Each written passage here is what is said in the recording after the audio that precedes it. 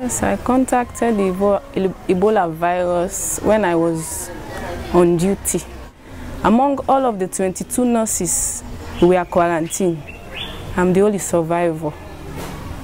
21 died and I'm the only one.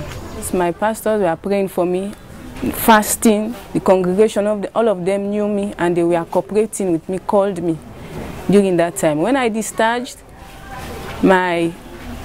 I came, I rested for a week. The next Sunday I went to church. Everybody was happy to see me. They came closer to me.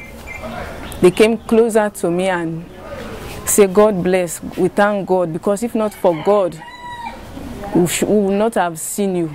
But by the grace of God, we are happy now to be with you. We appreciate World Vision because they are doing their level best, trying to investigate, find out for survivor, to interview and get more information so they will know what to do and where to hold on.